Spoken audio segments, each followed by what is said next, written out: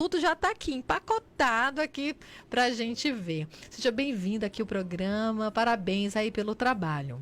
Primeiramente, boa tarde. Eu gostaria de agradecer a equipe do Povo, né, do jornal e da TV Associado, e dizer para você da nossa satisfação, porque, como você falou muito bem, é um projeto que tem uma duração hoje aproximadamente de quase 38 anos, 40 anos.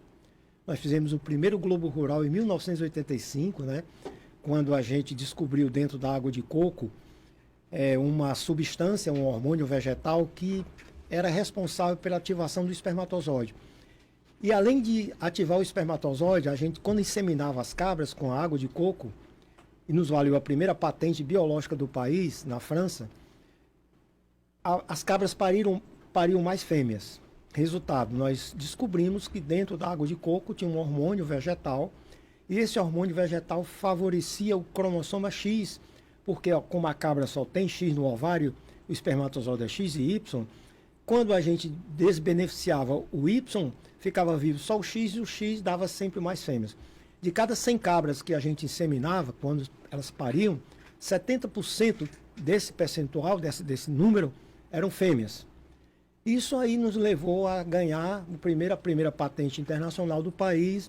Foi motivo de satisfação muito grande, porque nós estávamos começando, saindo da Embrapa, entrando na UES, e essa descoberta nos valeu, além disso aí, uma perspectiva muito grande, porque a gente distribuiu essa patente, nós fomos chamados para cursos no México, cursos lá na Venezuela, vários países da América Latina.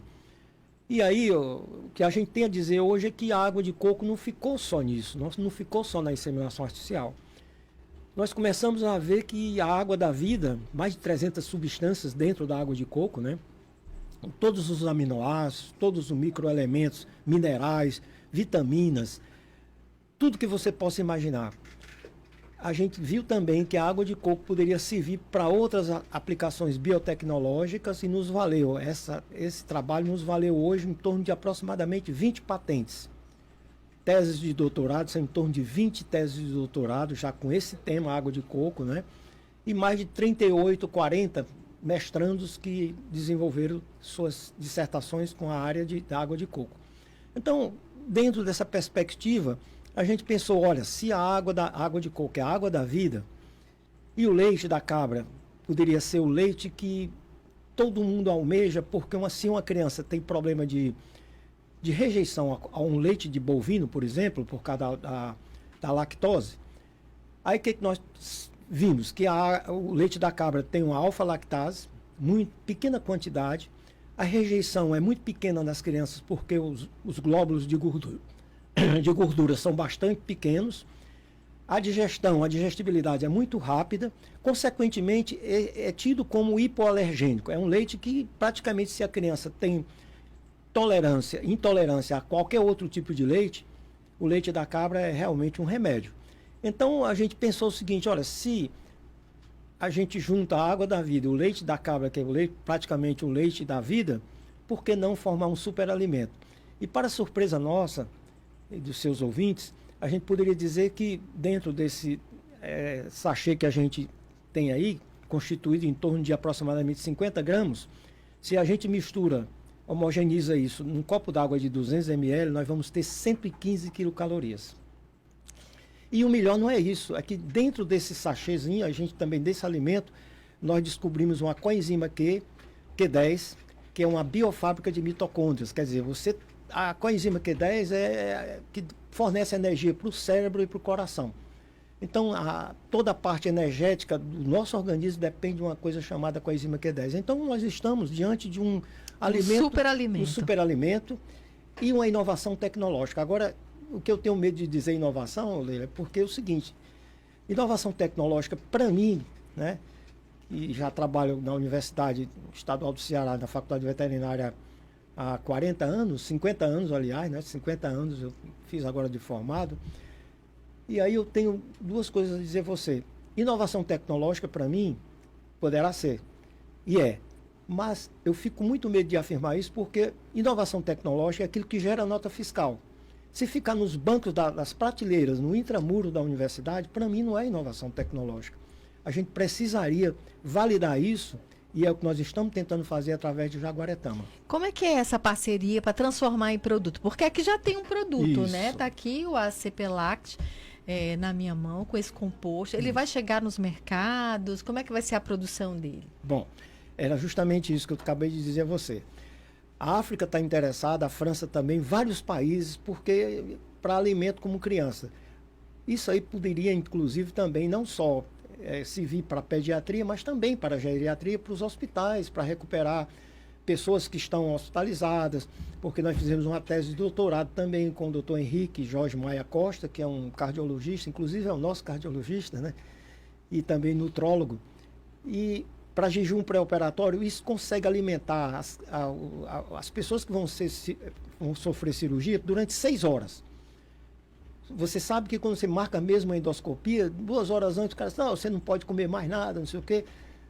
Com isso aí, você chega com 6 horas com a garantia que a glicemia vai estar garantida. Quer dizer, você não vai correr risco na cirurgia. Então, isso foi uma tese de doutorado para ele.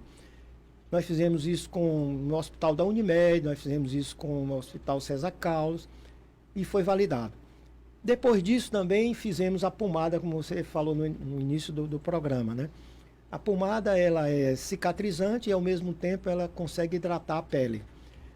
Nós fizemos uma dissertação de mestrado junto a uma aluna nossa de mestrado, junto ao Centro Diabético de Hipertensão aqui do Ceará.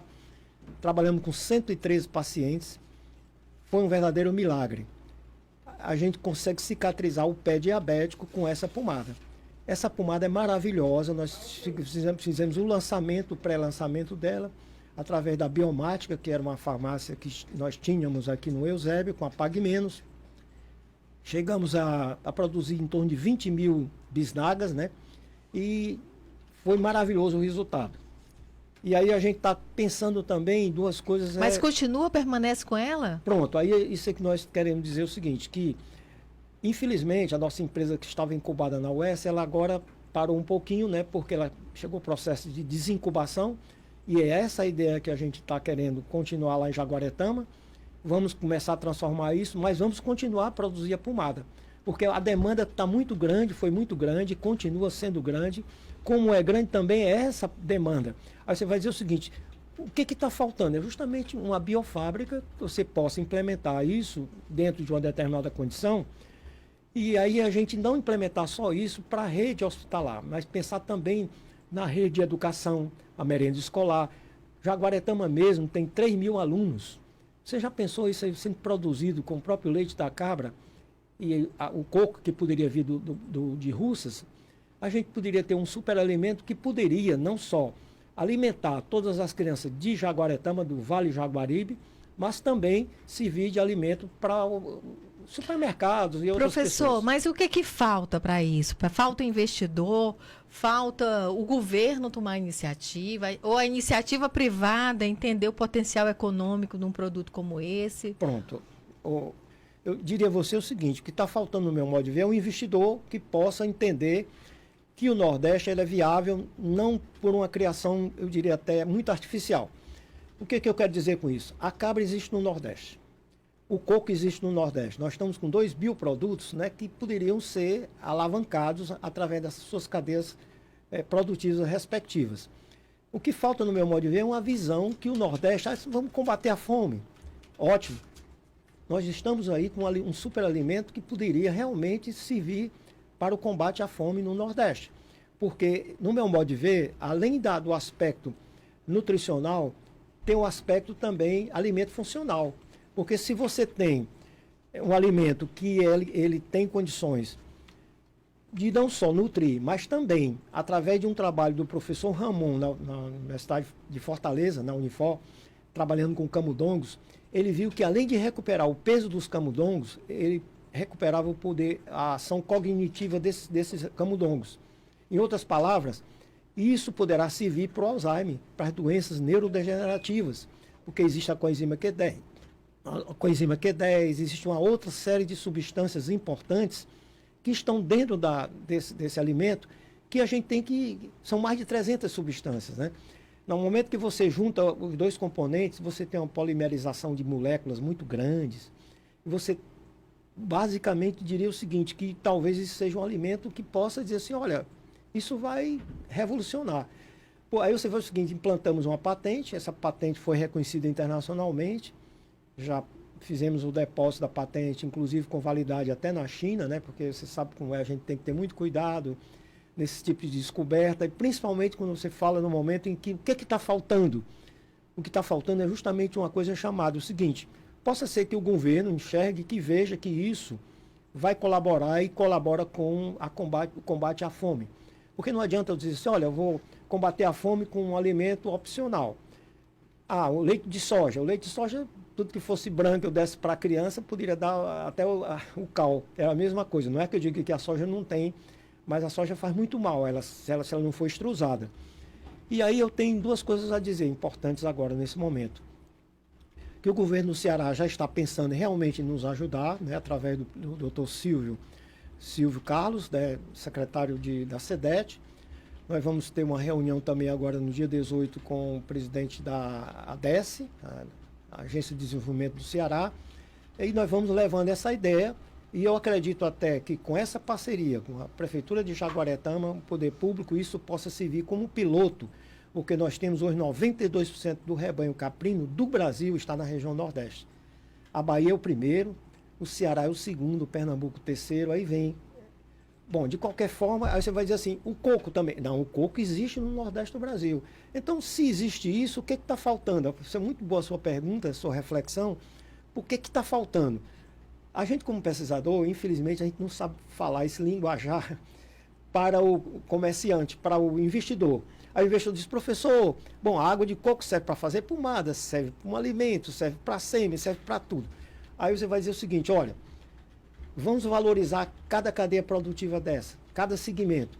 Isso não cabe a mim, quer dizer, não é que cabe a quem trabalha com marketing, com venda, trabalhar o projeto com outros parceiros, né, professor? Exatamente isso. Mas aí já está pronto, né, professor? É seguir em frente. A gente, infelizmente, está terminando aqui a entrevista. Eu queria agradecer ao senhor a participação, desejar muito sucesso nesse trabalho, né? Vai ter muito mais cabra, né, nascendo, mais fêmeas, pelo jeito. Mais leite para o Nordeste. Mais leite para o Nordeste, né? E super alimentos aqui para resolver problemas terríveis, como é o caso da fome, que o senhor está falando aqui para a gente. Muito obrigada. Pois eu agradeço muito a vocês, né? E se Deus quiser, a gente voltará aqui para dizer a você que isso vai ser lançado em Jaguaretama, se Deus quiser. Que dia já tem data? Não, provavelmente daqui uns 3 a 4 meses, né? Porque nós vamos ter que montar o spray dry por lá. O galpão já está disponibilizado, já existe uma lei por conta da prefeitura já isentando esse produto, né? Para efeito de fiscalização, componente fiscal, né? E eu acredito até que daqui a 3 meses nós teremos respostas. Muito bom, professor. Muito obrigada. Um abraço. E a gente vai fazer um rápido intervalo. Voltamos daqui a pouco. Nós conversamos com o cientista cearense, professor José Ferreira Nunes. São 14 horas e 50 minutos.